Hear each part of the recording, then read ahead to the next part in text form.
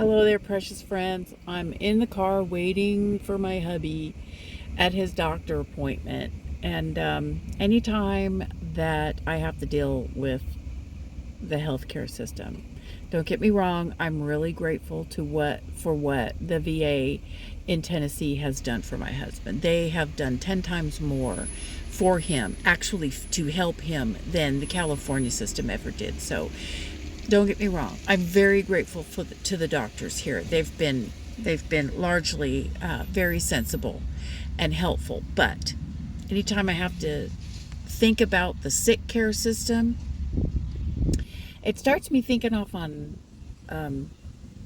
different topics. And one of the things that it makes me think of is the idea of the way the term dietary restriction has gotten such a bad reputation recently. It's gained a very negative connotation, and it seems to me that there's been a concerted effort by our sick care system to associate this phrase with disordered eating, though they know that there might be many legitimate medical reasons for an individual to restrict their diet and to restrict certain foods, but they're also leading the general public to believe that a therapeutic diet is probably just the same thing as dietary restriction.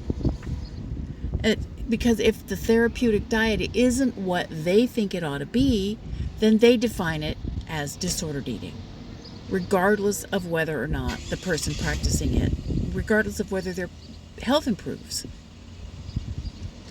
So a carnivore diet has recently been unofficially, as of yet, designated as a form of orthorexia.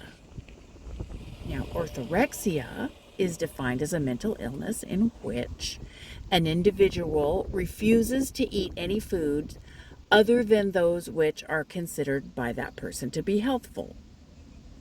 Now, if that sounds funny to you, it sounds funny to me, because the fact that the mental health professionals can manage to designate the desire for healthful eating as some kind of pathology boggles my mind. To be honest, though, I understand it. It can be pathological. You get people who eat nothing but broccoli or chicken breast. God, I once saw a video about a lady who was eating the weeds out of her yard and talking about how great it was, but she was eating the weeds out of her yard because they were the only things that she could think of that were chemical free and non-GMO enough to suit her. I get it. But people who live this way have nutritional deficits. They get sick from their dietary restrictions. What I'm talking about is the sick care system trying to slap a label of mentally ill or at risk of mental illness on people who are, by all physical metrics, improving their health status.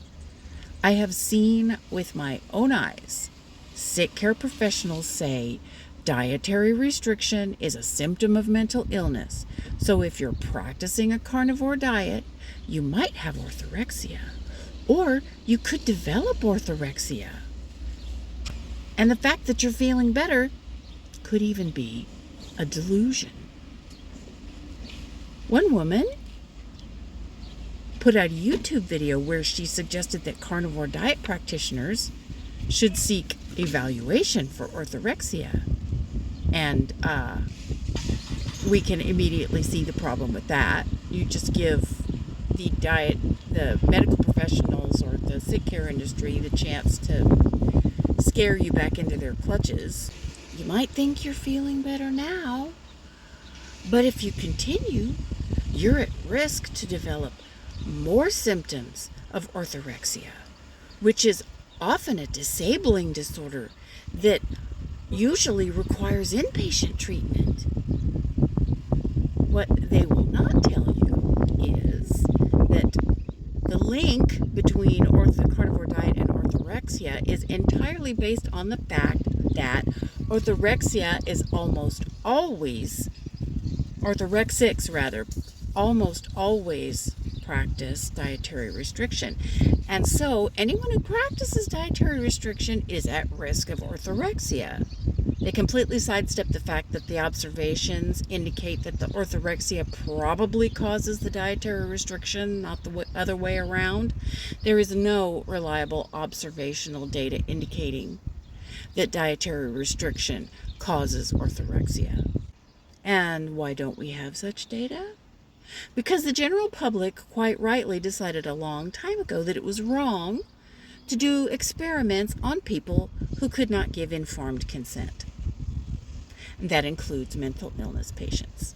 So, no proof exists, and it never will. So just keep that in mind. If someone ever figures out that you're not afraid of cardiovascular disease or cancer, and you're not afraid of your diet destroying the environment, they might just try to gaslight you into doubting your sanity. That's it. That's my rant today, friends. I bid you peace, love, and meat, and keep going on your journey. I once had the privilege of speaking to Dr. Jay Bhattacharya. Yes, the Dr. Jay Bhattacharya that co-authored the Great Barrington Declaration. Yes, that Jay Bhattacharya.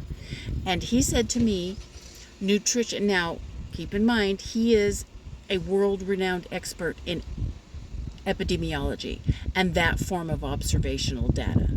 And he said to me, nutrition science or nutrition research is largely trash. No one should ever let any entity convince them to stop eating a diet that makes them feel well, or to convince them to begin to eat a diet that makes them feel unwell. All right? That's good enough for me, precious friends. I love you all. Once again, peace, love, and meat, and we will talk again very soon. Bye-bye.